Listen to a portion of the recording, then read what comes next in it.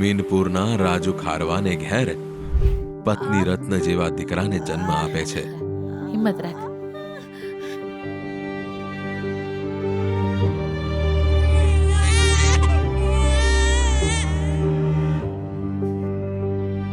રાજુ, એ રાજુ, હા અલા અહીંયા શું બેઠો છું?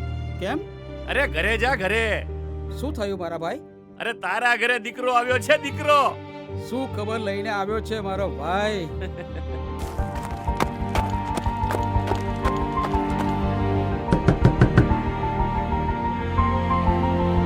રાજુ ખારવા માછીમારના પરિવારમાં ખુશીની લહેર આવે છે. દીકરો દીધો ભગવાને. પતિ પત્ની બંને ખુશ છે.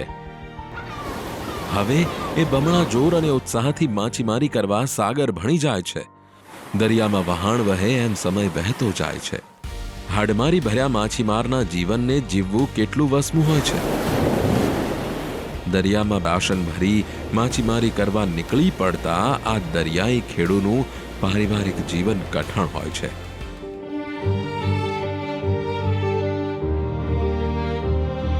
દીકરાનું ભવિષ્ય બનાવવાના સપના સામે એને માછીમારના જીવનની હાડમારી પણ નાની લાગે છે.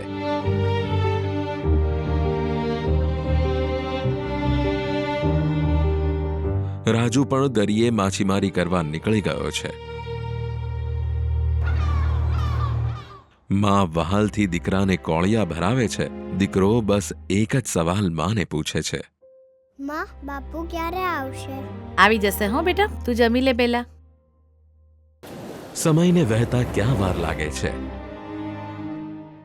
ધમો મોટો થયો.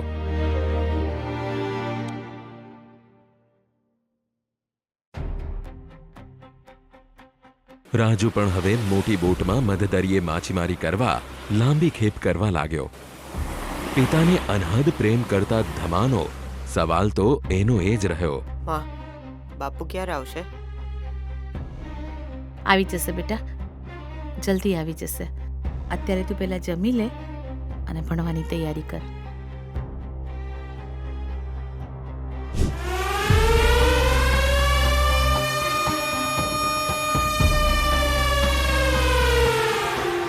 तुम्हारे जहाज को हमने चारों तरफ से घेर लिया है.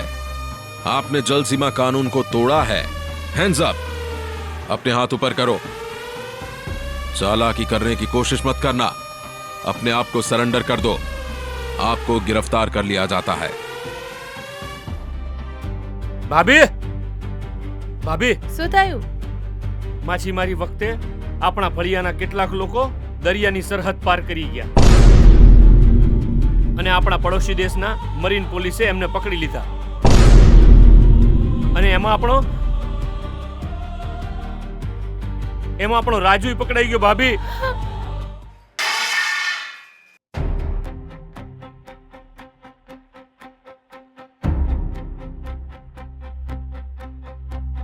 શું થયું વાલા કાકા?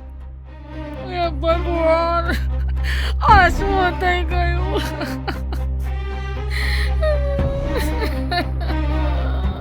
બેટા, આપણા ફળિયાના લોકો જે માછીમારી કરવા ગયા હતા ને એ ભૂલથી દરિયાની સરહદ પાર કરી ગયા.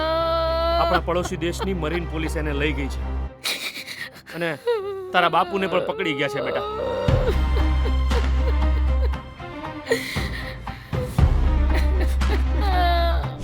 બાળક ધમાને કેટલીય રાતો નિંદર ન આવી.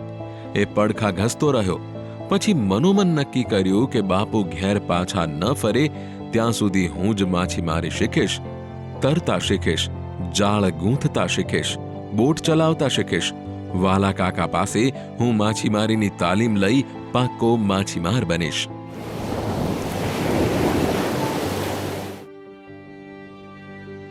હવે ધમાના ભણવાનું શું થશે? એની ચિંતા કરવાની જરૂર નથી. આ રીતે પકડાયેલા માછીમારોના પરિવાર માટે સરકારની ઘણી બધી લાભદાયી યોજનાઓ છે. પડોશી દેશમાં પકડાઈ ગયેલા માછીમારોના પરિવારોને સરકાર દ્વારા નિર્વાહ ભથ્થા તરીકે રોજના ₹300 લેખે માસિક ભથ્થું ચૂકવવામાં આવે છે. સમય વીતતો જાય છે અને ધમો મોટો થતો જાય છે. બોટ તાણવી, પિલાણાથી માછીમારી કરવી, જાળ વણવી, બીજા માછીમારોને જોઈને એ પણ માછીમારી કરવા પ્રેરિત થાય છે અને આ બધાની સાથે સાથે માછીમારો માટેની સરકારી યોજનાઓની માહિતી પણ મેળવે છે. ધમો પોતે માછીમારી કરવા માંગે છે એ વાત માને કહે છે, પણ માં એકદમ ઉદાસ થઈ જાય છે. માં, તું એકદમ ઉદાસ કેમ થઈ ગઈ? બેટા બોટ, નેટ. તું એમ વિચારે છે ને માં કે હું માછીમારી કરવા જઈશ તો બોટ અને નેટ ક્યાંથી લાવીશ? એના માટે પણ સરકારની યોજના છે. આ યોજના અંતર્ગત માછીમારોને બોટ નેટ ખરીદવા વ્યક્તિગત 19,000ની સહાય મળવાપાત્ર છે. જો ટીન બોટ ખરીદવા માંગતા હોય તો રૂપિયા 34,000 વ્યક્તિગત સહાયના 50% સહાય આપવામાં આવે છે. રૂપિયા 19,000 કુલ 10,000 બોટ પેટે, 5,000 નેટ માટે અને 4,000 જીવન રક્ષક સાધનો માટે. માં, જો હું સરકાર દ્વારા અપાતી 5 દિવસની તાલીમમાં જોડાઉં તો મને પણ શિષ્યવૃત્તિ મળે. માં, હું માછીમારીની તાલીમ પણ લઈશ. બાપુને બીજા દેશવાળા ન છોડે ત્યાં સુધી હું માછલી પકડવા જઈશ. હું પણ મચ્છી વેચવા જઈશ. પણ બજારમાં મચ્છી સાચવવાના સાધનો ક્યાં છે આપણી પાસે? એની પણ યોજના છે. તને તો બહુ ખબર પડે છે. દીકરો કોનો છું? મારો. અને ધમો વાલા કાકાના હાથ નીચે ઘડાવા લાગ્યો. રાત દિવસ બંદર પર રહી માછીમારીને લગતી સઘળી કામગીરી શીખવા લાગ્યો. સાથે સાથે માછીમારોને મળતી વિવિધ યોજનાઓની માહિતી મેળવવા લાગ્યો, જેમાં એને એ પણ માહિતી મળી કે એને જો બોટ ખરીદવી હોય તો પેટ્રોલિંગ કમ ફિશિંગ કલેક્શન યુનિટ દીઠ 5 લાખની સહાય મળે છે. હવે કુશળ માછીમાર બની ગયેલો ધમો માછલી પકડવા માંડ્યો અને માં માછલી વેચવા માંડી. મચ્છી વેચવા માંગતી મહિલાઓને સાદા અને ઇન્સ્યુલેટેડ બોક્સ, રેકડી અને વજન કાંટા ખરીદવા રૂપિયા 15,000ની આર્થિક સહાય આપે છે. આ ઉપરાંત પણ માછીમારો માટેની ઘણી લાભદાયી યોજનાઓ છે, જેવી કે મોટી બોટ માટે આ વર્ષે જ રાજ્ય સરકારની 2 યોજનાઓ અમલમાં છે. માછીમાર પોતાની વુડન બોટ રિપ્લેસ કરીને ફાઇબર બોટ વસાવી શકે છે, જેના માટે માછીમારને રૂપિયા 22,50,000 સુધીની સબસિડી આપવામાં આવે છે.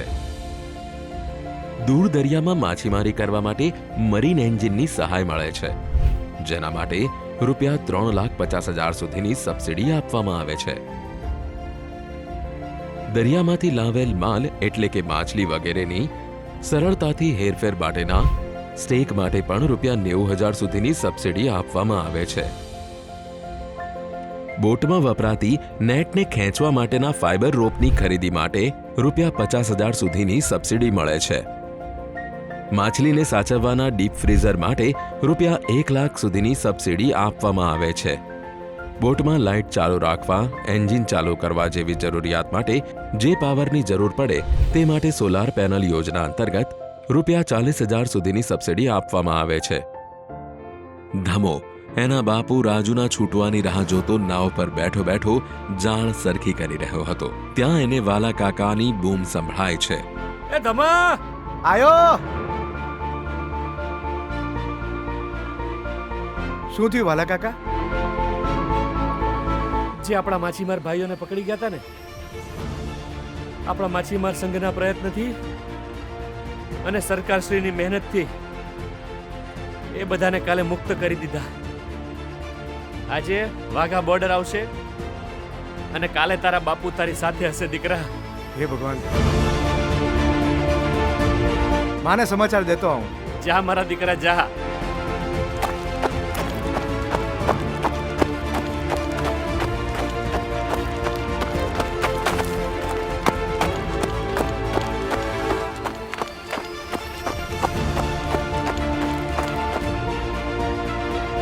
માં, માં, માં, હા બોલ બેટા. માં, શું થયું બેટા? માં, બાપુ છૂટી ગયા. માં, સાચે સાચે તારા બાપુ છૂટી ગયા? હા સાચે. ભગવાન તારો ખૂબ ખૂબ પાડ.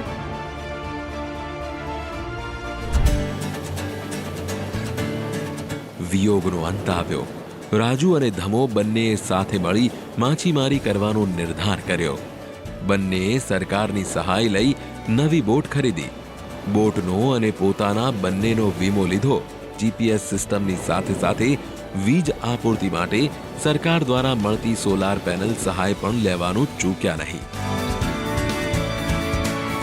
સપરમાં દાડે બોટની પૂજાપાઠ કરી ફરી માછીમારી માટે દરિયાની સફરે નીકળી પડ્યા છે.